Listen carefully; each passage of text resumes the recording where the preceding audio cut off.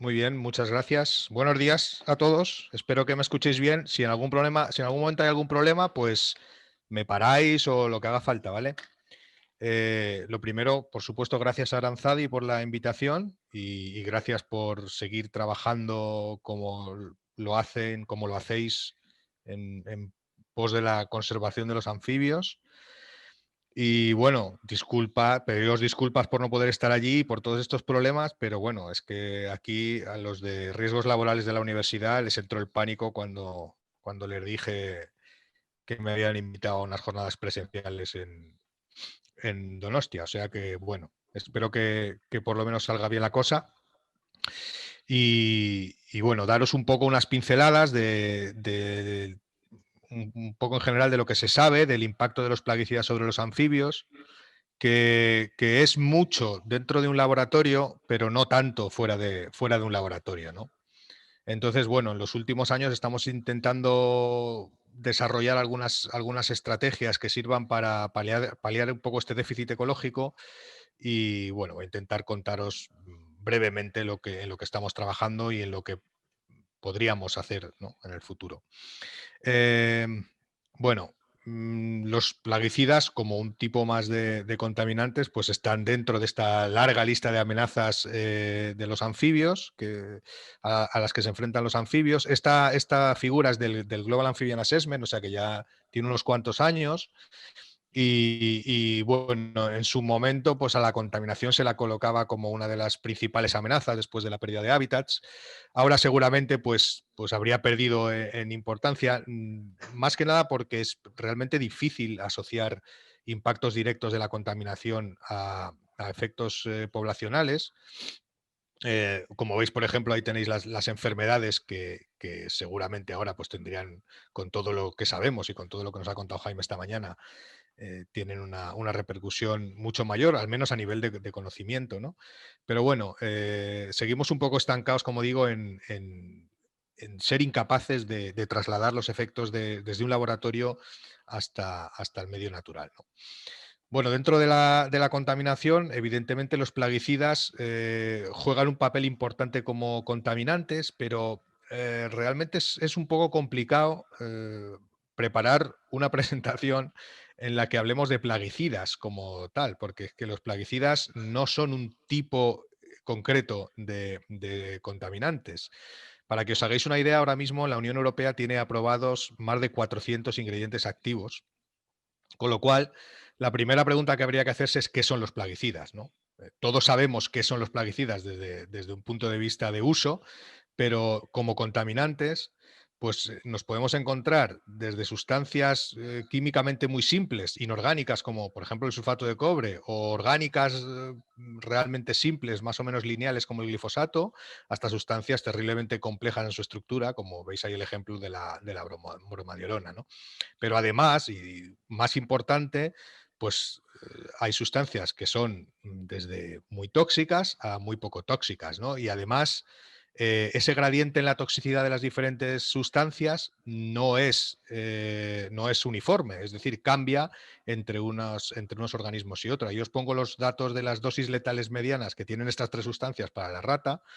Como veis, el glifosato sería el menos tóxico de los tres, que es el que requiere una mayor dosis para causar la muerte del animal, pero si tuviésemos datos para otras especies, pues probablemente el gradiente de toxicidad entre estos tres compuestos y, por supuesto, entre un grupo más amplio de compuestos cambiaría, ¿no?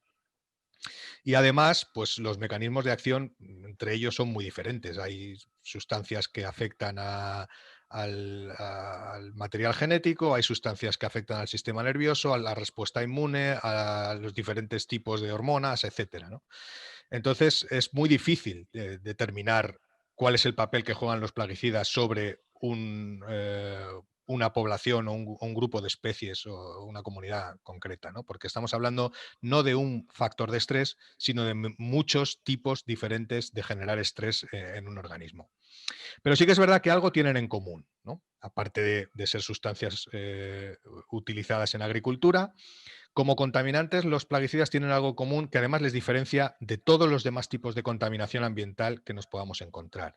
Y es que son sustancias que son deliberadamente tóxicas. La mayor parte de los plaguicidas que se utilizan en la actualidad se fabrican en un laboratorio, no son sustancias naturales, son sustancias de síntesis que se fabrican además para ser deliberadamente tóxicas, para matar algo, para matar un insecto, plaga, para matar una mala hierba, para matar un hongo, lo que sea.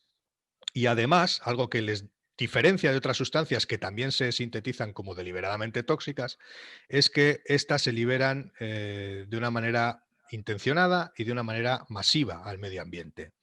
Es decir, estamos fabricando venenos para soltarlos en cantidades ingentes. Para que os hagáis una idea, creo que en España andamos sobre las 25.000 toneladas anuales de plaguicidas que se liberan al medio natural. Por esto, lógicamente, estas sustancias están sometidas a un proceso de evaluación de riesgos ambientales que es particularmente complejo. Son sustancias que como consecuencia de esta liberación masiva y de esta intencionalidad en su carácter tóxico, pues antes de que se pongan en el mercado hay toda una normativa que establece cómo hay que evaluar los riesgos que la liberación de este producto al mercado supondría para las diferentes, para los ecosistemas en general, ¿no? Para las diferentes especies, comunidades, etcétera. Esto, como os podéis imaginar, hacer esta predicción es muy complicado. Y conscientes de esto, pues los legisladores, los reguladores, lo que hacen es eh, derivar a partir de un objetivo general, que sería que el plaguicida no cause efectos inaceptables sobre el medio natural, derivar una serie de objetivos más específicos, convertir algo que es tremendamente complejo, conceptualmente hablando, en algo muy simple. Tan simple, que está probablemente excesivamente simplificado, ¿no? ¿Cómo, para que, yendo al caso que nos ocupa, la siguiente pregunta entonces sería cómo se evalúan estos riesgos de los plaguicidas sobre los vertebrados, ¿no? Ya que estamos hablando de anfibios, y no pongo sobre los anfibios deliberadamente, porque tenemos que acudir a cómo se evalúan los riesgos sobre los vertebrados. Los objetivos específicos de esta evaluación de riesgos son, consisten en convertir la ausencia de riesgo sobre las comunidades de vertebrados en algo tan sencillo o tan simple como que un producto no cause la muerte en una especie modelo o en dos especies modelo o en tres especies modelo. En realidad se trabaja con tres especies modelo, con un pez para los vertebrados acuáticos y luego con un ave y con un mamífero para los vertebrados terrestres. ¿Y dónde están los anfibios? Pues no están. Directamente no están. Es decir, los 400 y pico productos que hay aprobados actualmente en la Unión Europea, mejor dicho, ingredientes activos, productos hay muchos más, y los 1.000 y pico que ya no están, pero que han estado en algún caso, nunca se han probado en un anfibio desde el punto de vista regulatorio. Es decir, todos se han comercializado sin que se conozca nada del riesgo que supone su uso sobre las poblaciones de anfibios, ni tampoco las de reptiles. Pero bueno, aquí hablamos de anfibios. Este esquema supone que el riesgo que hagamos sobre estas tres especies modelo va a servir para cubrir los posibles riesgos que existan sobre los anfibios. Y esto, bueno, pues cualquiera que entienda mínimamente de anfibios, como seguro que todos los que estáis ahí escuchándome, pues genera muchos interrogantes, muchas incertidumbres, ¿no? Claro, lo primero que habría que ver es hasta qué punto existe una correlación entre entre la toxicidad que causan los plaguicidas a las especies modelo y a los anfibios. Entonces, hace poco publicamos este trabajo en el que hacíamos una comparación intertaxonómica de la toxicidad, distinguiendo lo que es el medio acuático del terrestre, porque así se hace en la evaluación de riesgos. Y bueno, esto es lo que obtuvimos, ¿no? Aquí estamos comparando simplemente la LC50, que es la concentración que mata a la mitad de los individuos expuestos en 96 horas. Cogimos los datos para todas las sustancias que se podían comparar, es decir, todas las sustancias para las que hubiera un dato para peces y un dato para anfibios acuáticos, casi siempre son renacuajos, y comparamos pues el valor, digamos, de mayor sensibilidad en los dos lados. Y esto es lo que encontramos, ¿no? Aquí, bueno, hay una correlación bastante buena, es decir, parece que sí, que los peces predicen bastante bien el efecto tóxico o por lo menos la mortalidad aguda que causa un contaminante sobre un anfibio acuático, generalmente sobre un renacuajo, insisto, Y además, como en la evaluación de riesgos hay una cosa que se llama el factor de seguridad, es decir, que no se tiene en cuenta la dosis letal media, sino 100 veces menos de esa dosis letal media para el caso de los peces. Es decir, no se permite que un producto que está por debajo de la dosis letal media, pero muy poco por debajo, se libere al mercado, sino que se introduce un factor de seguridad. Bueno, pues este factor de seguridad es esta raya que veis aquí, que deja solamente en este lado aquellos casos en los que los anfibios no estarían cubiertos por este valor que se utiliza en la evaluación de riesgos a partir de los peces, ¿no? Aquí, bueno, son unas cuantas sustancias, son pocas, ninguna es un pesticida de uso actual. Entonces, bueno, ante esta vista podríamos decir que aquí sí que tenemos una cierta protección, ¿no? Pero ¿qué pasa cuando acudimos al medio terrestre y cuando lo que hacemos es comparar el mismo valor, en este caso es una D porque se habla de dosis en lugar de concentraciones, entre un anfibio terrestre, en cualquiera de sus fases, y un ave o un mamífero? Insisto, siempre cogiendo la opción más conservativa, para todos los datos que tengamos, el más bajo, el que indique una mayor toxicidad. Bueno, pues aquí, como podéis ver, no hay una correlación, es decir, no hay nada que nos permita predecir a partir de los datos de aves y mamíferos cuál es la toxicidad que va a causar una sustancia sobre un anfibio terrestre. Y bueno, el número de puntos que aparecen en el lado, digamos, de mayor sensibilidad por parte de los anfibios, que es este de aquí, bueno, sigue siendo bajo, pero porcentualmente es mayor. Fijaros que el número de puntos en la gráfica es muy pequeño. Y además aquí sí que tenemos algunos casos de plaguicidas que están actualmente en uso. Bien, esto en cuanto a la toxicidad, pero es que además hay otra cosa que es muy evidente, que es que de ninguna manera los escenarios de exposición a los plaguicidas que se contemplan para aves o mamíferos, sobre todo, tienen mucho que ver con los que se contemplan o con los que se suponen, con los que suponemos para anfibios, ¿no? Esto es un esquema de las diferentes vías de exposición de los anfibios, tanto en fases acuáticas como terrestres, a los plaguicidas. En rojo he marcado lo que serían vías de exposición a través de la piel, pues que es un sobrefumigado, un contacto con suelos contaminados, en el agua pues la absorción cutánea, etcétera. Las vías orales, que sería la ingesta de alimento de sedimento contaminado, y luego las inhalatorias, ¿no?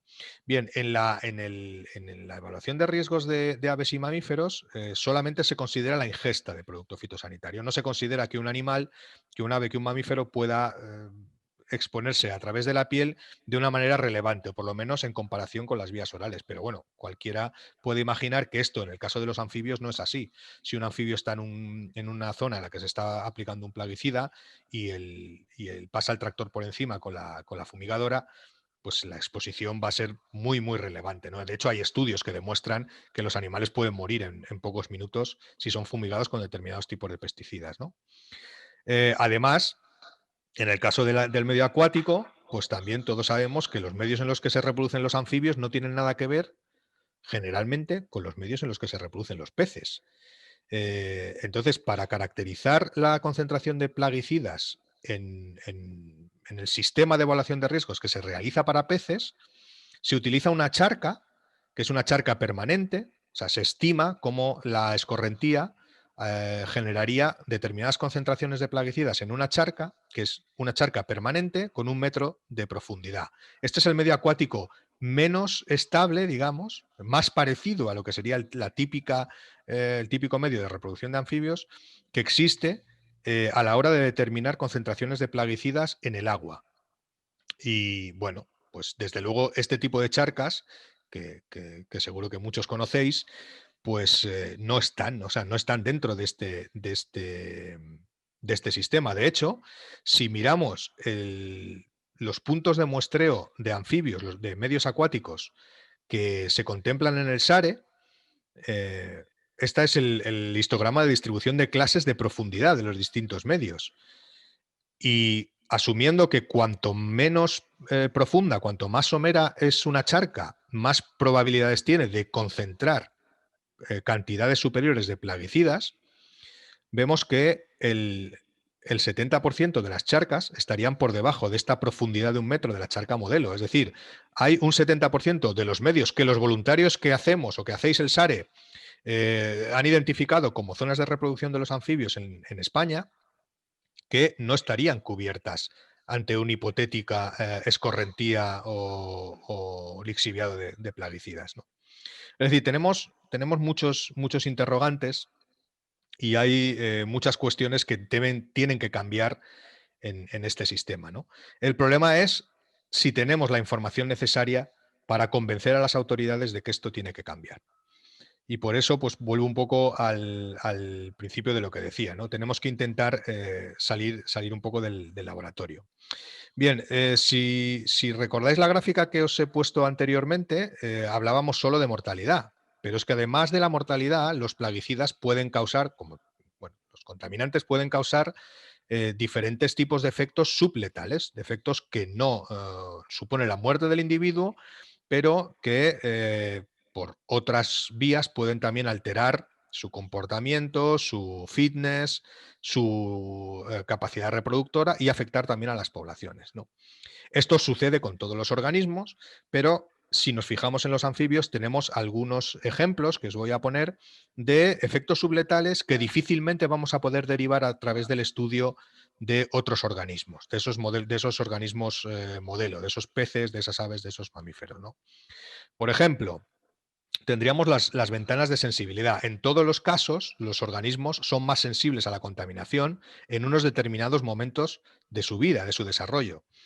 En los anfibios sabemos, a través de experimentos como este está hecho con un fertilizante, no con un plaguicida, pero da igual. Sabemos que los animales son especialmente sensibles a los contaminantes en el agua justo después de eclosionar, que es cuando tienen las branquias externas, hablando de anuros, ¿no? Este experimento está hecho con pelobates expuestos a una determinada cantidad del fertilizante en el agua. En algunos animales los expusimos desde que eran blástulas, desde que eran pues, huevos casi recién fertilizados, y otros los expusimos desde un momento un poco más tardío, con 4 días simplemente de diferencia, desde que eran embriones a punto de eclosionar. A las 48 horas, que serían las barras moradas, veis que no hay ningún efecto, no hay ninguna mortalidad en ningún caso. Sin embargo, 96 horas después de exponerlos, los animales que están expuestos desde blástula, que siguen dentro de la membrana embrionaria todavía, tienen una incidencia relativamente baja. Sin embargo, los que han eclosionado, los que se expusieron desde embriones tardíos, que en este momento ya han eclosionado, tienen una tasa de mortalidad muy superior.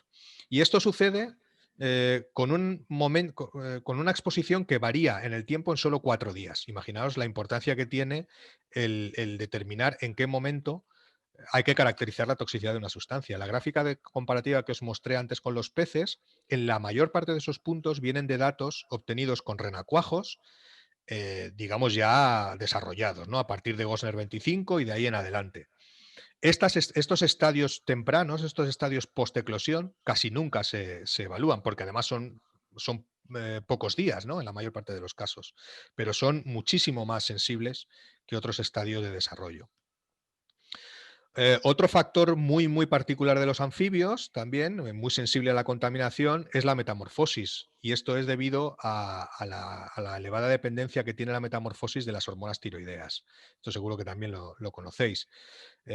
Bueno, esto es un esquema de cómo van variando las hormonas antes de la metamorfosis, durante la prometamorfosis y cuando llega el clímax. Entonces, bueno, básicamente hay una retroinhibición entre la prolactina y las hormonas estimulantes del tiroides. Tampoco quiero daros la brasa con esto, pero la cuestión es que las hormonas tiroideas en el momento de la metamorfosis son estimuladas y son las que de alguna manera conducen todo este proceso, ¿no? De manera que los contaminantes goitrogénicos, los que afectan a la actividad de las hormonas tiroideas, y entre los plaguicidas hay unos cuantos de estos, son mucho más tóxicos para los anfibios en fase de metamorfosis que para cualquier otro vertebrado. De hecho, la OCDE ha desarrollado protocolos estandarizados de análisis de toxicidad basados en la metamorfosis de los anfibios. Y esto sirve para detectar contaminantes que son disruptores del tiroides. Otro tipo de efectos que nos vamos a encontrar son los inmunotóxicos. Aquí, claro, lógicamente todos los vertebrados tenemos sistema inmune y todos somos susceptibles a sufrir efectos inmunotóxicos de los contaminantes que puedan afectar a este sistema. Pero los anfibios tienen algunas particularidades en su sistema inmune que les diferencia de otros vertebrados, ¿no? Una de ellas, quizá la principal, es la presencia de los péptidos cutáneos. Ya sabéis que la piel de los anfibios tiene una alta actividad biológica y química, y de hecho los péptidos cutáneos son una de las principales respuestas inmunes frente a la quitridiomicosis, de la que ya habéis aprendido un montón esta mañana, ¿no? Entonces hay contaminantes que son capaces de afectar a cómo los animales producen estos péptidos cutáneos y que por lo tanto pueden también comprometer de alguna manera la capacidad de los organismos de responder contra la quitridiomicosis o contra otras enfermedades que pueden entrar a través de la piel, ¿no? En este estudio tampoco es un plaguicida, pero bueno, es un grupo de contaminantes orgánicos. Eh, hemos visto, por ejemplo, pues cómo la exposición de los renacuajos hace que cuando los animales hacen la metamorfosis y se les estimula la secreción de péptidos cutáneos, pues se produce un descenso significativo de la cantidad de péptidos que son capaces de secretar. Es verdad que cuando coges esos péptidos, los concentras y haces una estima de su actividad anti-Batrachochitrium, no cambia. Pero claro, si cogemos estas dos variables en su conjunto, es decir, si los animales no cambia la actividad de los péptidos que producen, pero sí disminuye la cantidad, pues estarían viendo comprometida su respuesta inmune, ¿no? Bien, siguiendo con el tema de las hormonas, otro aspecto muy particular de los anfibios en cuanto a su sensibilidad a los plaguicidas estaría la determinación sexual, ¿no? Los anfibios tienen una determinación sexual genética, como todos los vertebrados o como casi todos los vertebrados superiores, pero el sexo genético no siempre coincide con el sexo fenotípico, sino que hay un proceso regulado por hormonas que evidentemente depende del contexto ambiental, que termina por determinar si el sexo fenotípico es igual al sexo genético o se invierte. Incluso en algunas especies puede empezar a desarrollarse un tipo de gónada, la masculina o la femenina, y una vez se ha iniciado este desarrollo, se produce un efecto de intersexuado, ¿no? Es decir, que se detiene el desarrollo de esa gónada y se desarrolla la gónada del otro sexo, pues porque las circunstancias ambientales hacen que el animal pues, termine cambiando de sexo, ¿no? Por decirlo así de manera más grosera. Todos los contaminantes que afectan a las hormonas estrogénicas, que son las que dirigen estos procesos, pues pueden afectar a la determinación sexual en los anfibios, ¿no? Aquí veis dos ejemplos. Esto es con etinilestradiol. El etinilestradiol no es un plaguicida, por supuesto, es un medicamento que es el que se ha usado, ahora ya se está reemplazando por otros menos agresivos, pero es el que se ha usado como método anticonceptivo, ¿no? En las píldoras durante muchísimos años. Y aquí veis cómo pues la exposición a este producto a niveles tan bajos como picomoles es suficiente como para causar una reversión sexual, una feminización en los individuos, ¿no? De hecho, Tyrone Hayes ya a finales o sea, en el año 2009, a finales de la década pasada o de la anterior, ya desarrolló una serie de estudios demostrando que el uso de un herbicida concreto, la atracina, que tiene un efecto parecido al de este etinilestradiol, estaba causando una feminización generalizada de las ranas en Estados Unidos, ¿no? Recibió muchas críticas de la industria por esto, pero realmente hay evidencias que apuntan al potencial estrogénico de este herbicida. La atracina está prohibida actualmente en la Unión Europea, pero en Estados Unidos se sigue utilizando y de hecho es uno de los herbicidas más utilizados del mundo pese a estar prohibidos en Europa. Hay otras sustancias pues, que lo que hacen es alterar la madurez testicular. Este es un estudio muy reciente, ha salido hace apenas un par de semanas, Está hecho con propiconazol, que es un fungicida que se utiliza en agricultura. Este sí es un plaguicida, por tanto. Y aquí lo que se ve es cómo, pues en los machos, pues digamos que inhibe la maduración de los testículos, ¿no? Causando esterilidad. Bien.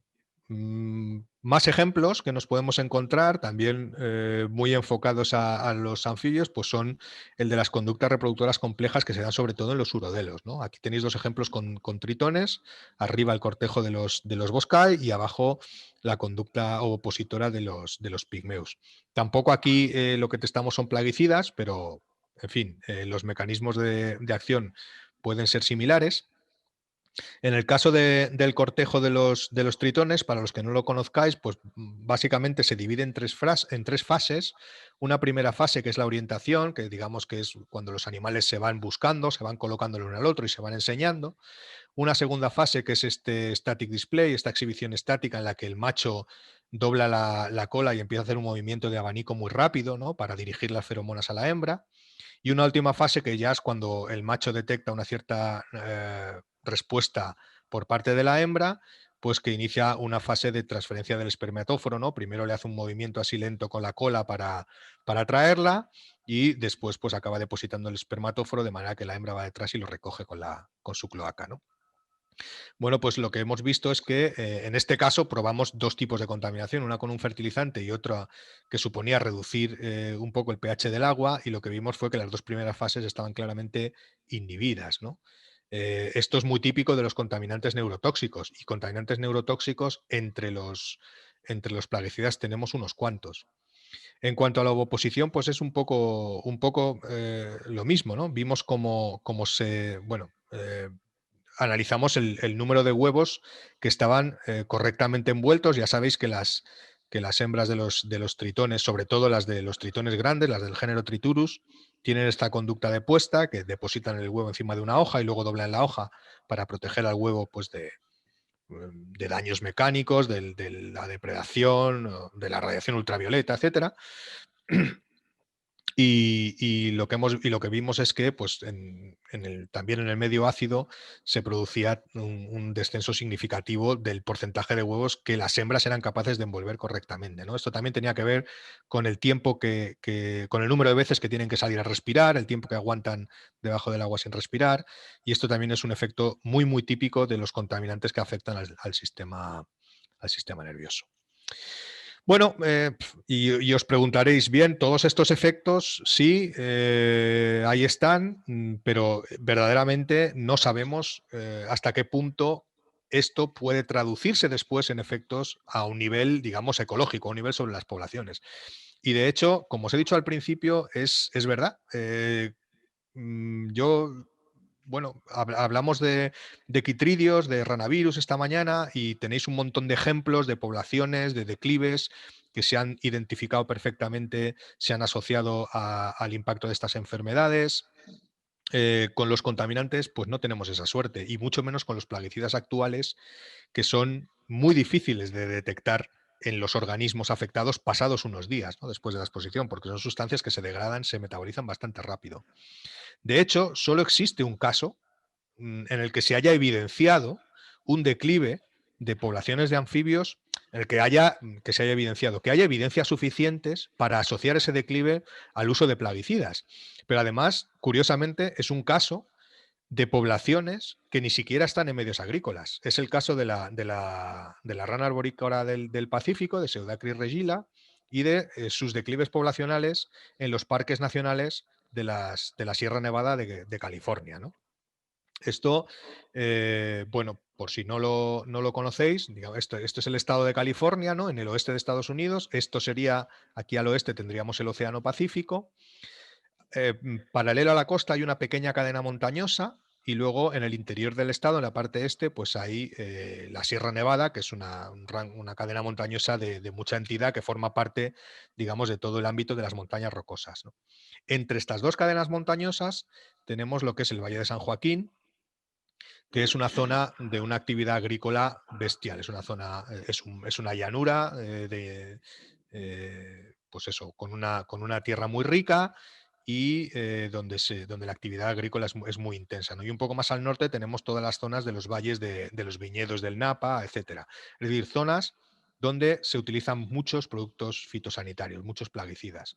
Los vientos normalmente entran en esta dirección, desde el oeste, desde el océano, hacia el interior del estado, y lo que se ha visto es que estos vientos, al pasar por la zona agrícola, recogen los plaguicidas que se han, o bien que están suspendidos en formato de pequeñas partículas motivadas por la deriva en las fumigaciones, o directamente los que son volátiles y que una vez aplicados pues tienen cierto potencial para evaporarse, ¿no? Estos los recogen estos vientos que luego llegan a las montañas, suben en altura, se condensan, una historia que ya sabemos con muchos otros contaminantes, y ahí pues, se produce una deposición fría de los fitosanitarios, de los plaguicidas, en las localidades elevadas. Esto hizo, bueno, pues que esta especie, que es particularmente sensible a los insecticidas que se utilizaban bueno, sobre todo durante los años 80 y durante los años 90, los organoclorados, sobre todo los 70-80, y luego los organofosforados en los 80-90, pues fueran declinando y fueran desapareciendo como consecuencia de este impacto de los plaguicidas, ¿no? Luego, claro, habría que saber cómo consiguen determinar, y de esto hablaremos después, cómo consiguen determinar que estas poblaciones han declinado en ese periodo de tiempo, ¿no? Bien, además de esto tenemos, bueno, pues una serie de incertidumbres, ¿no? A la hora de caracterizar cuál es el impacto de los plaguicidas sobre los anfibios. Y la primera incertidumbre está en las grandes diferencias que hay entre especies, en la sensibilidad. Ya lo comenté un poco al principio, ¿no? Dependiendo del organismo, vamos a tener que el gradiente de toxicidad de unas sustancias u otras varíe, pero esto no solamente pasa entre grupos taxonómicos, digamos, de cierta entidad, ¿no? De cierta jerarquía, sino que también pasa entre especies dentro de un mismo grupo. Esto es algo que, bueno, las distribuciones de sensibilidad de las especies, que simplemente lo que consiste es en coger una sustancia, en este caso, por ejemplo, es el carbaril, que es un insecticida, y pues hacer un gráfico entre la concentración letal media para esa sustancia o sea, de esa sustancia para una serie de especies que veis ahí, y el porcentaje de especies que en cada nivel de concentración se vería afectado, ¿no? Entonces tenemos esta primera, que es Xenopus, que es la más sensible, es la que tiene la concentración letal media más baja, la que necesita una menor cantidad de carbaril para morir, digamos. Entonces, a este nivel, el porcentaje de especies afectadas es pequeño, y involucra solamente a las especies más sensibles. Si nos vamos al otro extremo, aquí tenemos la especie más tolerante, que es el sapo Rhinella arenarum, que es un sapo de Sudamérica. Y aquí, pues sí, estamos ya en rangos de concentración que afecta a la mayor parte de las especies. Bueno, pues esto se puede hacer para todas las sustancias para las que tengamos una cantidad de datos suficientemente amplia. Evidentemente, una distribución de esta ya es bastante flojita, porque el número de puntos es muy bajo. Aquí ya tenemos una un poco mejor para el endosulfan, otro insecticida. Pero la cuestión está en que lo primero es que veis que el gradiente es bastante amplio. Aquí tenemos, con solamente 8 puntos, tenemos 2 órdenes de magnitud, desde especies que son sensibles a niveles aproximadamente de 1 miligramo por litro a especies que son sensibles a niveles que se van acercando a los 100 miligramos por litro. Si vamos a una distribución con muchas más especies, aquí tenemos 6 órdenes de magnitud en la toxicidad. Es decir, hace falta, pues eso, 100.000 veces más concentración de un producto concreto, de este producto, para matar a esta especie que para matar a esta otra. Pero es que además, si nos fijamos en las especies que aparecen en las dos, ni siquiera están en el mismo sitio, porque aquí Xenopus aparece como como la especie más sensible, y aquí, sin embargo, nos aparece como una de las más tolerantes, ¿no? De hecho, estas distribuciones nosotros las hemos hecho para todos los plaguicidas que hemos podido encontrar, que había datos suficientes para, insisto, para un número suficiente de especies. Y hemos intentado hacer una correlación taxonómica, ni siquiera por especie, o sea, vamos a asumir que es por familia, vamos a asumir que todas las especies de una misma familia tienen una sensibilidad similar, que es mucho asumir, ¿eh? Pero bueno, pero es que ni aun comparando por familias hemos conseguido encontrar patrones taxonómicos, patrones filogenéticos que nos lleven a determinar qué especies son más sensibles, ¿no? Y esto pasa dentro de los anfibios. Estos son, bueno, dos variables, más o menos vienen a indicar cómo de sensibles son. Tampoco quiero entrarme a explicar esto en detalle, pero para que veáis que lo que es la sensibilidad entre las diferentes familias, bueno, pues es muy variable dentro de la propia familia, y eso hace pues que apenas haya diferencias tampoco, bueno, que no existan realmente diferencias estadísticas entre familias. Pero es que además podemos mirar dentro de la misma especie y encontrar igualmente diferencias bastante importantes en la sensibilidad. Este es un ejemplo también clásico, es un estudio hecho en Suecia hace ya bastante tiempo, publicado en el año 2000, con rana temporaria. Y aquí lo que hicieron fue coger simplemente puestas de huevos de dos sitios distintos en Suecia, de una zona más al norte sin apenas carga de contaminación, y una zona más al sur del país con zonas pues, con mayor carga de contaminación procedente de las actividades agrícolas. Esto también está hecho con fertilizantes nitrogenados, pero bueno, estudios de estos con plaguicidas hay varios ejemplos también. Y se ve pues que eso, que la proporción de los animales que sobreviven a los mismos niveles de exposición, pues es muy diferente entre poblaciones, ¿no? Lo que ya nos está dando una idea que también las propias poblaciones se van, no diría yo que adaptando genéticamente, aunque es posible con el paso del tiempo, pero sí, desde luego, se van aclimatando a las condiciones ambientales que sufren en cada caso. Y eso hace que aparezcan diferencias dentro de una misma especie que a veces son incluso mayores que las diferencias que luego aparecen entre unas especies y otras, ¿no? Todo esto genera una incertidumbre porque recordad que estamos intentando caracterizar la toxicidad de 400 y pico sustancias sobre los anfibios. Ya no vamos a hablar de las 7000 especies de anfibios, pero bueno, hablaremos de las cientos de especies que tenemos en Europa, ¿no? Además de todas estas incertidumbres asociadas a las especies, tenemos que contemplar también bueno, que todos estos efectos no son la única manera por la cual los plaguicidas afectan a los anfibios. También hay una serie de efectos indirectos. Esto con anfibios se ha estudiado poco, pero si nos vamos, por ejemplo, a las aves, hay estudios que demuestran que los efectos indirectos de los plaguicidas son peores que los efectos directos. Es decir, que para una población de aves es mucho peor la pérdida de diversidad de artrópodos generada por el uso de un insecticida que la toxicidad que ese insecticida pueda causar en los animales que se ven expuestos de manera directa. Esto es un ejemplo de, digamos, de cómo los efectos asociados, bueno, pues a fertilizantes o a diferentes tipos de plaguicidas, como puedan ser los herbicidas o los insecticidas, pues van afectando a diferentes componentes del ecosistema, van causando diferentes respuestas y al final van causando efectos, pues negativos, pero también positivos sobre los anfibios, ¿no? Eh, de esto también, bueno, se ha trabajado bastante, sobre todo gracias al uso de mesocosmos, del uso en el que en lugar de exponer un animal de una manera más o menos simple a un contaminante en el laboratorio, lo que hacemos es crear un ambiente en el que intervienen varios factores, en el que se añaden varios factores, eh, y estudiar un poco cómo esas relaciones entre factores acaban afectando a la población que es objeto de nuestro estudio, ¿no? En esto, pues os he puesto este ejemplo, es un estudio de Rick Rilaya de la Universidad de Pittsburgh, que es, digamos,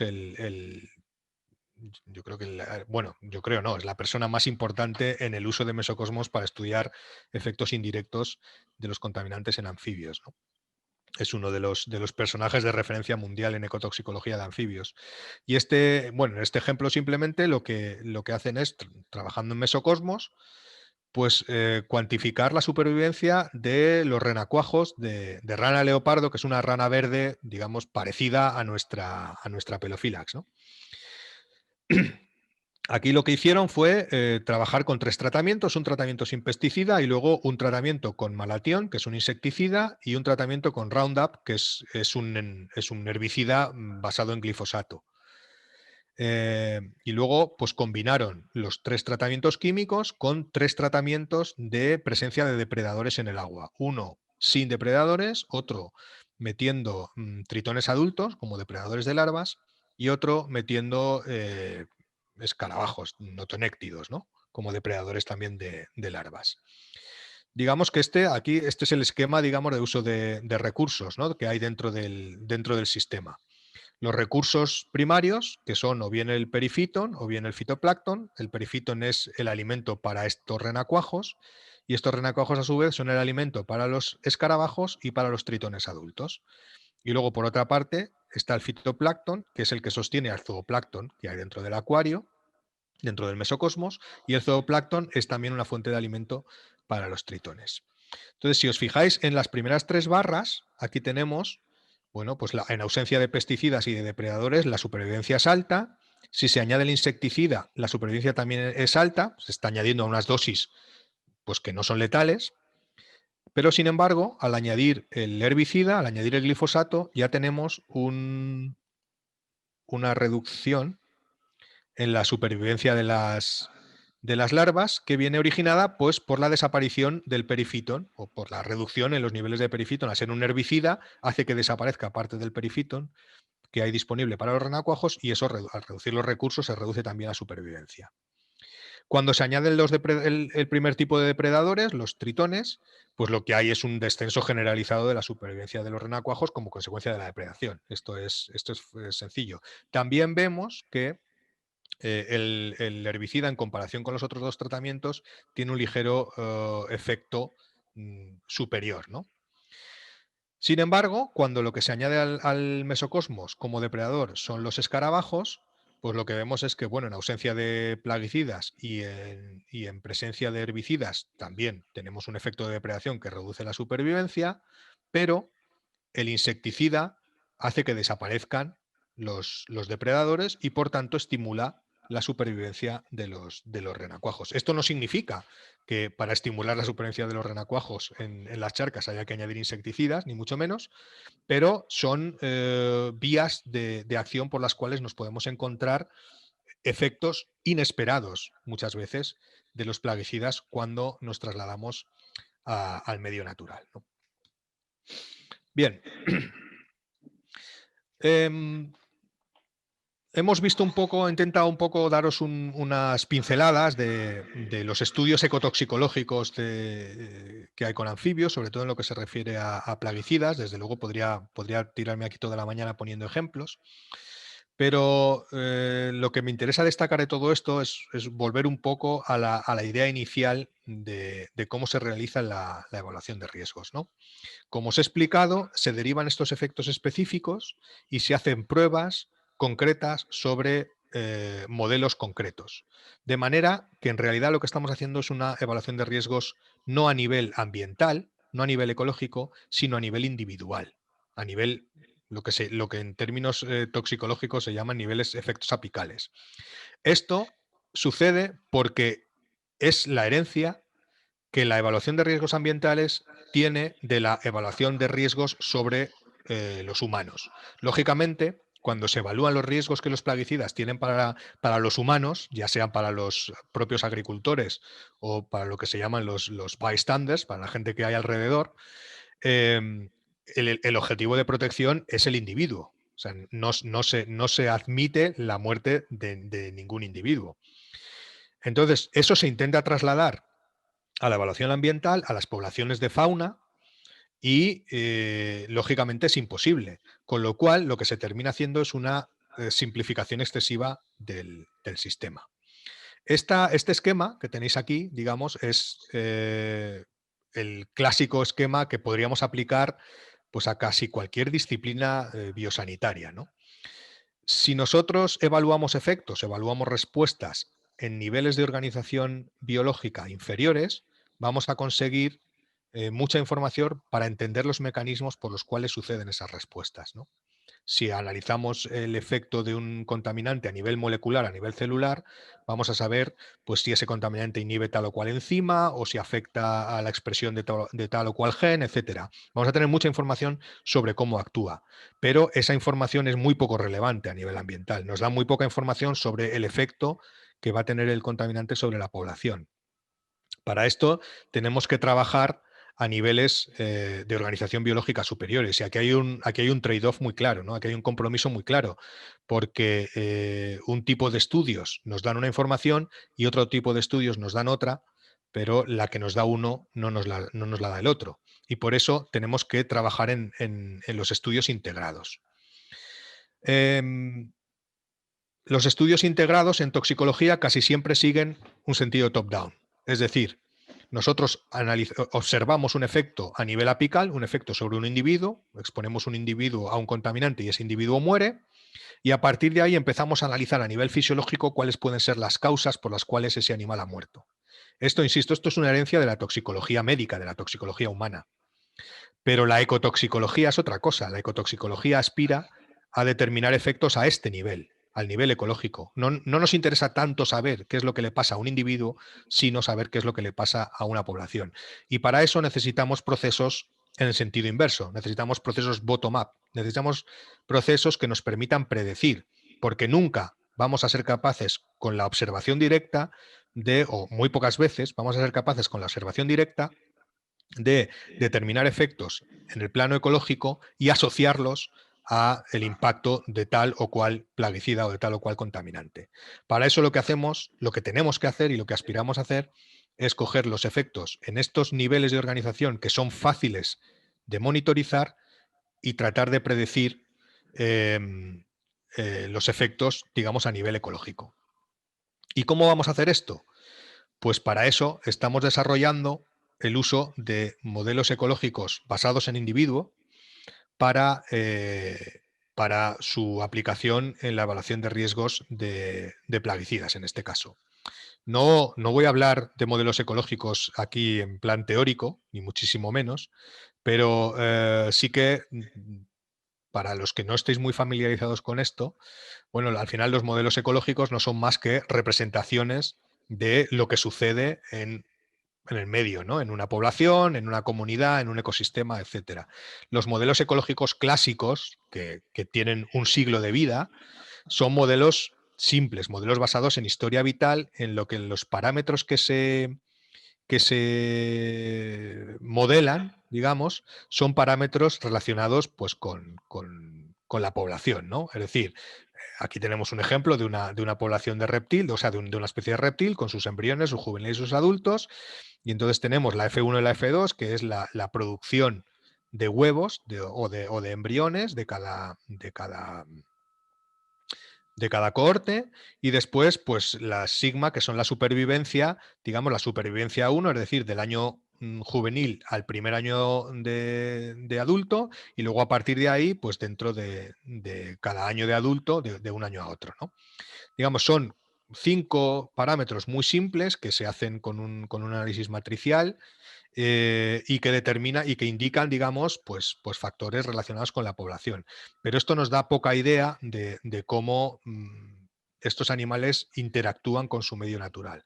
Para esto, los modelos ecológicos van ganando complejidad y hasta que llegamos a modelos que son modelos basados en el individuo, que lo que hacemos es simular lo que hace cada animal, no lo que hace cada cohorte, ¿no? Cada estadio de desarrollo, sino lo que hace cada individuo por separado. Estos son modelos, bueno, aquí no lo veis, he intentado que corra esto en el programa que nosotros utilizamos, pero se ve que con la conexión de Zoom me va muy mal y no consigo hacer que se muevan, pero esto es un ejemplo, esto es un paisaje, digamos, un paisaje real con su mosaico, y lo que veis ahí, los puntitos esos que veis ahí de colores rojos, azules y verdes, son individuos. En este caso son liebres, pero bueno, tenemos un modelo con tritones que es lo que os voy a contar ahora. Los rojos son hembras, los azules son machos y los verdes son subadultos o juveniles, ¿no? En fin, lo que hacemos es modelar el comportamiento de los animales dentro del paisaje y a través de este escalamiento bottom-up, a partir de ahí derivar parámetros propios de la población, pues como la tasa de crecimiento de la población, la productividad, etcétera. Esto, en términos, digamos, más de respuesta, lo podéis ver aquí. Esto es un ejemplo de la comparación de dos modelos. En este caso está hecho con alondras, pero desgraciadamente no tenemos ejemplos para esto en anfibios. Y son el mismo modelo, la misma población, con los mismos parámetros, empleando un modelo de este tipo y empleando un modelo de este tipo. El patrón general en lo que es el tamaño de la población, que es lo que se está representando en estas gráficas, como veis es similar. Aquí tenemos una población que es estable. Sin embargo, el modelo simple, pues prácticamente son líneas horizontales donde el tamaño de la población es siempre el mismo. Y el modelo complejo, el modelo basado en el individuo, lo que nos da son las típicas fluctuaciones poblacionales que están asociadas pues, a cuestiones de climatología, a cuestiones de meteorología, de si un año llueve más o llueve menos, o es más seco o es más húmedo, o se produce más grano o se produce menos, ¿no? Entonces, digamos que estamos consiguiendo el mismo patrón, que es el patrón real de la población, una población estable, pero siendo capaces de determinar esas pequeñas fluctuaciones, ¿no? Bien, como os digo, nosotros estamos trabajando en uno de estos modelos para aplicarlo en la evaluación de riesgos de fitosanitarios en anfibios. El modelo lo trabajamos en un sistema que es ALMAS, que es un sistema que ha desarrollado Chris Topping de la Universidad de Aarhus, con el que yo estoy trabajando en esto. Es un sistema de modelo basado en el individuo. Digamos que consiste en, mediante sistemas de información geográfica, incorporar paisajes reales. Esto es el ejemplo que nosotros, de los 10 paisajes que nosotros hemos utilizado para el modelo que os voy a presentar. Son 10 paisajes en Dinamarca. En España ya tenemos algunas zonas en la provincia de Burgos que se podrían utilizar para implementar los modelos de ALMAS, pero bueno, hay en muchos países donde ya se están desarrollando estos paisajes. Por ejemplo, Portugal está prácticamente entera. Cada parcela pues, se asigna al tipo de hábitat y los tipos de hábitats pues, tienen sus propias curvas de vegetación cuando haga falta, etcétera, ¿no? Y luego se le introducen también al modelo datos reales de la zona, de temperatura, velocidad del viento y precipitación. Bueno, en este caso nosotros empleamos 30 años y luego fuimos metiendo bucles para simulaciones más largas, pero bueno, si tienes más datos, pues datos de más años, pues se pueden meter también. Y al final lo que se hace es el time step, es el día, cada día se simula lo que es la temperatura, el viento, la precipitación y a partir de ahí, pues cómo los animales van a ir respondiendo a eso. Muy importante es simular también al agricultor. ALMAS es Animal Landscape and Man Simulation System, o sea, sistema de simulación del paisaje, el animal y el hombre, porque el hombre también forma parte del sistema, sobre todo cuando queremos modelizar el impacto de los plaguicidas. A partir de la información que los propios agricultores proporcionan, pues tú tienes unas ventanas de tiempo para cada tipo de actividad agrícola, la siembra, el uso de fertilizantes, el uso de herbicidas, de fungicidas, de insecticidas, etcétera. Esto, claro, hay que adaptarlo a cada localidad. Y el modelo lo que va a hacer es utilizar cascadas de decisiones que nosotros mismos le diseñamos y que luego un informático convierte en algo que puede correr en un ordenador para decidir, pues dentro de la ventana de aplicación de fertilizantes NPK, cuál va a ser el día en el que el agricultor va a decidir hacerlo. Y esto va a depender de si llueve, de si no llueve, en fin, de si es domingo o si no lo es, etcétera, ¿no? Entonces tenemos lo que pueden hacer y lo que realmente hacen, ¿no? Esto incluye, lógicamente, las aplicaciones de plaguicidas.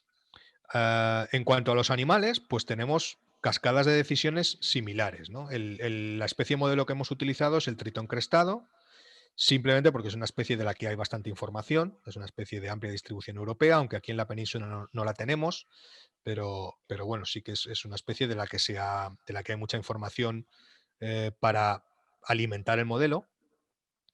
Y bueno, para los embriones y las larvas tenemos cascadas de decisiones que son bastante simples, pues o desarrollarse o pasar de fase o morir. Para los juveniles y los adultos, pues aquí ya entra el desplazamiento de los animales en el paisaje, el encontrarse o no con un compañero si están en época de reproducción, el reproducirse, el encontrar un sitio donde depositar los huevos, etcétera, etcétera. Tampoco quiero pararme en el detalle por una cuestión de tiempo, pero desde luego, si estáis interesados, os puedo explicar esto con mucha más tranquilidad. Y una vez hacemos esto, bueno, también se modela el movimiento, no he puesto cómo, pero vamos, los animales van moviéndose por el paisaje. Algo que no he dicho es que los paisajes son de 10 por 10 kilómetros, cada paisaje en el que se ejecuta esto, que para un tritón pues es una superficie bastante grande. Pero la resolución la resolución, el píxel es un metro cuadrado, es decir, que cada metro cuadrado está asignado a un tipo concreto de hábitat, lo cual nos permite mapear carreteras, mapear bueno, pues cualquier estructura, mapear paredes de piedra, etcétera. A partir de ahí, bueno, pues hay unos patrones de cómo se mueven los animales por el paisaje. Y una vez esto, pues empezamos a simular lo que le pasa a la población, ¿no? Aquí tenéis pues, un ejemplo que sería un paso muy simple, que es sin aplicaciones de plaguicidas, cómo fluctúan las poblaciones en cada uno de los 10 paisajes que hemos utilizado. En este caso es empezando con una población irreal de 100.000 hembras. Entonces, bueno, al final van fluctuando, la población en cada paisaje va fluctuando en torno a un valor que sería más o menos pues, el tamaño estable de la población o la capacidad de carga, si quieres, ¿no? Después, pues se simula la aplicación de plaguicidas en base a los patrones de aplicación que los propios agricultores proporcionan. Esta información es real, no es una información que tú te inventes, ¿no? Necesitas, por supuesto, toda esa información para hacer correr el modelo. Cuanto más real, cuanto más detallada y cuanto más precisa sea esa información, pues más preciso va a ser también o más ajustada a la realidad va a estar la simulación que hace el modelo, ¿no? Y a partir de aquí, pues ya puedes empezar a jugar con los efectos. Es decir, en este caso lo que estamos haciendo es simplemente asumir que cuando un tritón está en un sitio en el que se están aplicando plaguicidas en ese momento, tiene una cierta probabilidad de morir. Y esto, pues aquí veis cómo cambiaría si esta probabilidad es de un 5% o de un 25% o de un 50% o de un 75% o de un 100%. ¿Vale? Pero podemos simular los efectos que queramos, es decir, podemos decirle, si un animal se ve expuesto a un plaguicida, pues pierde la capacidad de reproducirse o pierde la capacidad de reproducirse durante un cierto tiempo. La exposición puede ser por fumigación directa, como en esta primera aproximación que hemos hecho, pero también podemos forzar que la exposición sea cuando el animal pasa por un sitio sobre el que se han aplicado plaguicidas en los últimos X días. Es decir, el modelo es muy versátil y nos permite hacer todo tipo de simulaciones, ¿no? Lo que hay que hacer es ajustar las simulaciones a la realidad lo máximo posible, que es, por otra parte, pues uno de los principales retos de estos modelos. Además, un par de utilidades más que podemos sacar de estos modelos pues aparecen, digamos, de la propia ejecución, ¿no? Una es lo que es el análisis de sensibilidad. Esto se hace para todos estos modelos complejos basados en el individuo, que consiste en coger cada uno de los parámetros que se utilizan para diseñar el modelo, pues ver cómo variaría la respuesta de la población digamos, en el primer escenario, en el escenario basal, si cada uno de esos parámetros lo desviamos de su valor por defecto en más menos, pues en este caso es un 15, un 35, un 50% o un 20, un 40, un 60%, ¿no? Digamos que se hacen unas simulaciones de Monte Carlo para ver qué es lo que pasaría y entonces obtenemos estas respuestas, ¿no? Esto, en principio, bueno, simplemente es una manera es un paso más en el calibrado del modelo, pero cuando el modelo está bien hecho y está bien calibrado, nos da una información que nos permite ver, por ejemplo, cuáles son los objetivos de protección. Es decir, en este caso, obtenemos una información que seguro que cualquiera que conozca la dinámica de las poblaciones de tritones ya se espera, o de anfibios en general, pero que el modelo te la está dando. Es decir, que la población no se ve afectada por los cambios en la producción de huevos, en las tasas, en el tamaño de puestas, que sí que hay una respuesta relativamente lenta al incremento de la mortalidad de los huevos o al incremento de la mortalidad de las larvas, pero que en el momento que incrementamos la mortalidad de las fases terrestres, pues se produce una caída en picado de la población, ¿no? Algo que es esperable en las poblaciones que son estrategas de la R, pero bueno, que podemos cuantificar y que el modelo nos está simulando bastante bien, ¿no? En este caso, pues es claro que si queremos proteger una parte de la población, si queremos desarrollar medidas para reducir la exposición de los animales a los plaguicidas, lo principal que tenemos que reducir es la exposición de estas fases terrestres, ¿no? Porque son sobre las que pivota la población completa. La otra aplicación es la posibilidad de desarrollar medidas de mitigación basadas en el hábitat. El problema que tenemos con los plaguicidas es que, como su aplicación es difusa, afectan a superficies de hábitats muy grandes, ¿no? No estamos hablando del caso, por ejemplo, que os contó Jaime antes de los ferrerets y los quitridios, que tú ahí entras en una zona muy localizada donde es la afección y haces una medida, bueno, en este caso yo casi no es ni medida de mitigación, es un milagro, ¿no? Pero cuando entran allí a hacer todas estas terapias que ha contado Jaime para reducir los impactos de los quitridios, son zonas generalmente muy localizadas. En este caso, las medidas de mitigación que se desarrollan en la legislación pues consisten en que si el agricultor utilice mangueras para reducir la deriva de los plaguicidas, que si utilice rulos para sembrar y que las semillas que están tratadas queden enterradas, cosas digamos que son muy puntuales para un efecto que es bastante difuso en el espacio. Y realmente las mejores medidas de mitigación son las medidas que hacen referencia al hábitat. Es decir, necesitamos hábitats dentro de las zonas agrícolas que permitan el mantenimiento de las poblaciones. Y ya no hablo solo de anfibios, hablo de cualquier grupo de fauna, ¿no? Eh, entonces, ¿cuál es la mejor manera de desarrollar las estructuras de paisaje adecuadas para cada tipo de animal? Pues en esto nos pueden ayudar un poco los modelos. Aquí veis unas correlaciones muy simples que hemos hecho con los 10 paisajes. Cada puntito de estos es uno de los 10 paisajes de Dinamarca, y hemos correlacionado lo que es la capacidad de carga, el número de hembras que salen en el primer paso del modelo, o la tasa de crecimiento asociada al uso de plaguicidas, en el segundo paso del modelo que os he enseñado, en este caso hay cuatro estructuras del paisaje: el porcentaje de superficie forestal, de hábitat seminatural, de superficie ocupada por medios acuáticos, o el índice de conectividad de medios acuáticos. Todo esto lo generas directamente a partir del sistema de información geográfica eh, sobre el que construyes el paisaje. Puedes generar un montón de estructuras de paisaje, y además puedes hacer esto tan complejo como quieras. En lugar de hacer correlaciones, pues hacer modelos multivariantes para ver cuáles son las interacciones entre estructuras de hábitat que mejor sirven para proteger a las poblaciones. Aquí vemos que la capacidad de carga no hay mucho efecto. Es verdad que los paisajes son muy parecidos, con lo cual es poco esperable que haya diferencias, pero sí que vemos, por ejemplo, en este caso, como el incrementar la superficie de hábitat natural hace que las poblaciones sean más resistentes a sufrir los efectos negativos de los plaguicidas. Y aquí pues pasa lo mismo con la conectividad entre medios acuáticos, ¿no? Cosas que, bueno, en principio son lógicas, pero vamos, que tenemos una herramienta para poder cuantificar.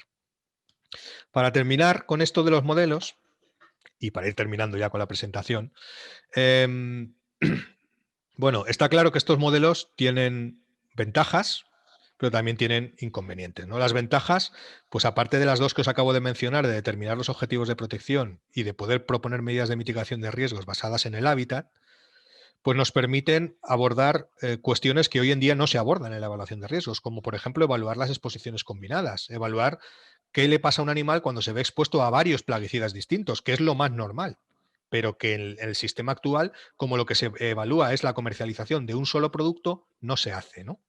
O los análisis o los efectos indirectos que os he explicado, que tampoco se hace. O sea, se evalúa la mortalidad o se evalúan los efectos subletales, sobre todo la reproducción, pero no se evalúa qué pasa si ese producto que tú estás aprobando va a reducir la disponibilidad de alimento o la disponibilidad de zonas de cría para tal o cual especie. Eso no se hace porque es demasiado complicado. Se puede aplicar en diversas áreas geográficas, siempre que el GIS esté preparado para eso. Eso los expertos en GIS lo pueden hacer con relativa facilidad, porque simplemente es descargar las capas y luego pues ir rellenando un poco los huecos que va viendo. Es muy versátil, son modelos muy versátiles, permiten caracterizar no solo el impacto de los plaguicidas, que es para lo que se han desarrollado y para lo que nosotros lo utilizamos, pero se podrían caracterizar otros impactos perfectamente. Y además, lo más importante es que son modelos orientados a patrones, Pattern Oriented Modeling, es decir, son modelos que están en proceso continuo de mejora. El modelo se desarrolla, se testa, se valida y una vez se corre ya el modelo validado y calibrado, tú puedes identificar patrones específicos y ir al campo para comprobar si te los está simulando bien. No necesitas esperar 30 años a ver qué pasa con la población. Puedes ver si está simulando bien, pues qué pasa, en qué momento se reproduce la población o en qué momento se aplica el fitosanitario, etcétera, etcétera. Y mediante la comparación entre estos patrones observados y su incorporación a lo que es el modelo, pues vas a ir mejorando la predictabilidad del modelo. Sin embargo, también tienen inconvenientes, desde luego. Son modelos muy complejos de diseñar, se necesita mucha gente para diseñar un modelo de estos. Necesitas el experto en el animal, pero también necesitas el informático, necesitas el experto en GIS. Necesitas un alto grado de conocimiento de la especie modelo, esto es fundamental. Lógicamente, pues yo qué sé, con especies como Alites diclini, pues a día de hoy es bastante complicado hacer un modelo de estos. Pero bueno, por lo menos para tener especies modelo, pues como pueda ser el tritón o yo qué sé, seguro que se nos ocurren unas cuantas especies que todos tenemos en la cabeza, para las cuales tenemos una información de su historia natural y de su comportamiento y de su ecología, pues que es suficientemente elevado como para poder diseñar un modelo de estos, ¿no? Conllevan un tiempo prolongado para calibración y validación, pero como digo, la observación de patrones nos permite acelerar esto sin necesidad de tener que esperar a ver las respuestas de las poblaciones. Algo que es bastante particular para el caso de los anfibios es la incertidumbre a la hora de aplicarlo en otras zonas geográficas. Los primeros modelos que se desarrollaron con almas, que eran pues, modelos como el de la alondra, que os expliqué antes y demás, eran bastante uniformes a la hora de aplicarlos en distintas zonas geográficas. Con estos modelos del tritón, lo que nosotros vimos es que cuando metimos los datos meteorológicos en lugar de meterlos de Dinamarca, metimos datos meteorológicos del Reino Unido, las poblaciones se nos extinguían. Porque, lógicamente, la plasticidad que hay en las respuestas de las distintas individuos, de las distintas poblaciones tan ajustadas a la realidad ambiental de cada una de las zonas, hace que los animales no funcionen igual. Y lo que para las poblaciones de una determinada especie en las zonas mediterráneas de Europa funciona de una forma, si te vas a las poblaciones de Centro Europa o del Norte de Europa, para las especies que tienen una distribución amplia, pues va a funcionar de una manera distinta. Y esto también hay que tenerlo en cuenta. Es decir, que es posible que haya que hacer reajustes locales a la hora de modelar poblaciones de anfibios. En general, poblaciones de organismos que no sean homeotermos, ¿no? Y luego un problema que nos estamos encontrando es que las autoridades encargadas de la regulación de plaguicidas rechazan estos modelos debido a que son muy complejos y que a todo lo que es complejo y todo lo que no entienden, pues en general tienden a rechazarlo, ¿no? También un poco pues con la connivencia de la industria, que todo lo que suponga hacer más complejo y hacer más realista la evaluación de riesgos, pues en general no les gusta. Muy bien. Para terminar, quería dar la otra perspectiva, la otra estrategia. Muy brevemente, porque bueno, ya llevo mucho tiempo hablando y porque además tampoco tengo mucho más que decir. Pero vamos a suponer que ya hemos conseguido esa evaluación de riesgos perfecta y ahora estamos convencidos de que el plaguicida que hay en el campo es seguro. Bueno, ¿y ahora qué hacemos, no? porque la legislación dice que la evaluación de riesgos tiene que hacerse antes, pero también después de que el producto esté en uso. Antes es un proceso, digamos, regulatorio, en el que de lo que se trata es de que la industria que fabrica el producto consiga o no que se apruebe su producto para su uso. Y durante todo ese proceso, el producto es secreto, no está disponible para que la comunidad científica pueda evaluar su impacto. Pero una vez ese producto se aprueba y empieza a utilizarse, es cuando realmente vamos a poder comprobar si la evaluación prospectiva de riesgos ha sido realmente eficaz. Y para hacer eso necesitamos una evaluación retrospectiva que la industria no va a hacer, que las empresas reguladoras no van a hacer, porque ya, digamos, se sale de sus intereses, ¿no? En este sentido, claro, tenemos una estrategia, digamos, que es relativamente nueva, que es lo que se conoce como pesticidovigilancia, digamos que viene un poco heredada de los programas de monitorización sanitaria de la fauna silvestre. Es decir, si estamos monitorizando cómo incide la tuberculosis o la peste porcina, etcétera, etcétera, en las distintas especies de fauna, ¿por qué no hacer lo mismo con los plaguicidas, ¿no? Entonces es una especie de monitorización, un sistema de integrar monitorización biológica y monitorización química, que en realidad es algo que ya se lleva haciendo mucho tiempo en los humanos. Se hacen monitorizaciones periódicas de la exposición y de los efectos que los plaguicidas tienen sobre los agricultores o sobre la gente que vive en zonas agrícolas, pero claro, que no es para nada representativa de la variedad de grupos taxonómicos o de cultivos o de productos fitosanitarios sobre los que los anfibios pueden estar em, expuestos, ¿no? Estos procesos de evaluación retrospectiva conllevan dos retos. Por un lado está el detectar problemas en la población. Es lo que a mí no me gusta mucho el término monitorización biológica, pero es como se refieren a nivel de las agencias reguladoras. Podríamos llamarlo seguimiento directamente. Y aquí vuelvo al ejemplo de California. Si no se hubieran estado monitorizando las poblaciones de Pseudacris en la Sierra Nevada californiana desde los años 50 o 60, no se habría detectado el declive. El declive habría existido igual, pero no se habría detectado. Si Jaime y sus colegas no se dedicaran a buscar quitridios por todo el mundo, pues no los habrían encontrado. Y al final, detectar problemas, sobre todo detectar problemas en una población, requiere de un seguimiento continuo. Y ahí es donde enlazo muy bien con el, con el leitmotiv de estas jornadas, ¿no? De los planes de seguimiento. Además, para asociar esos problemas al uso de los plaguicidas, necesitamos una monitorización química, pero esta, creedme, es mucho más fácil, es muchísimo más sencilla. Em, Como parte de una acción COST, de la acción COST Periamar, financiada por Horizonte 2020, Periamar es el acrónimo de Pesticide Risk Assessment for Amphibians and Reptiles, evaluación de riesgos de pesticidas para anfibios y reptiles, estamos validando el poder hacer este tipo de seguimiento en poblaciones de anfibios gracias a unos programas de monitorización que se están haciendo en Suiza, ¿no? Pero la idea es poder poner en marcha este tipo de seguimientos pues a nivel más o menos europeos para poder tener una idea de cuál es el impacto real de los plaguicidas sobre las poblaciones de anfibios, que a pesar de todo lo que os he contado, seguimos sin tener claro, ¿no? En este caso, pues claro, la monitorización biológica o el seguimiento, como digo, pasa por programas de seguimiento, pasa por programas como el SARE, pasa por pues, lo que estáis haciendo ahí en Euskadi, pues por cualquier programa de seguimiento al que luego se le pueda incorporar la monitorización química, que es, insisto, es mucho más sencilla. Puede ser más cara porque la analítica es más cara y demás, pero desde el punto de vista técnico es mucho más complejo, porque supone simplemente recoger información sobre usos de plaguicidas, y esta información se puede recoger de los agricultores o de las cooperativas si ellos quieren, o recoger muestras ambientales de suelo, de agua, de animales para el análisis químico, ¿no? Y esto mientras se haga periódicamente, nos va a permitir, si en algún momento aparece un problema, identificarlo. El problema es que cuando te llaman y te dicen, es que he encontrado que se me han muerto no sé cuántos gallipatos en una charca en un viñedo en Valdepeñas. Y cuando tú vas a buscar los gallipatos están momificados.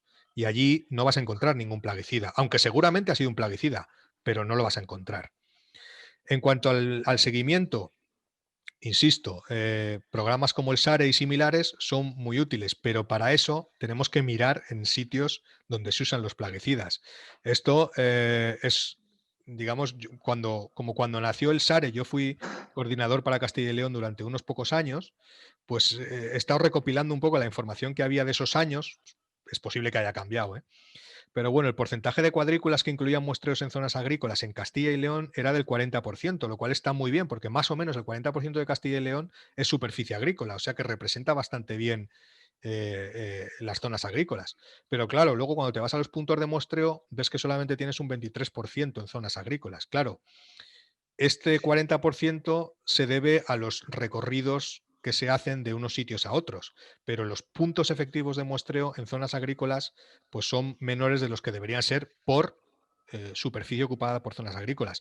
Es obvio que a todos nos gusta trabajar en sitios bonitos y que las zonas agrícolas no suelen serlo, pero ahí hay que hacer un esfuerzo y tenemos que intentar ser un poco más convincentes a la hora de explicar a la gente que hace estos programas o cuando los hacen los profesionales también, o cuando se hacen por guardería o cuando los hace la administración, de la importancia de hacer estas monitorizaciones en zonas agrícolas. Para aves se hacen, porque claro, todos queremos proteger al sisón, a la butarda, etcétera, etcétera, pero para anfibios, como no tenemos estas especies identificativas de zonas agrícolas, pues están un poco ignorados. Y bueno, con este mensaje termino la presentación. Espero no haberos aburrido demasiado. Creo que me he pasado de tiempo un poco, pero bueno, me dijeron que hablara lo que quisiera y es lo que he hecho. Y nada, pues cualquier pregunta que tengáis, estaré encantado de contestarla. Espero que se haya oído bien. Gracias.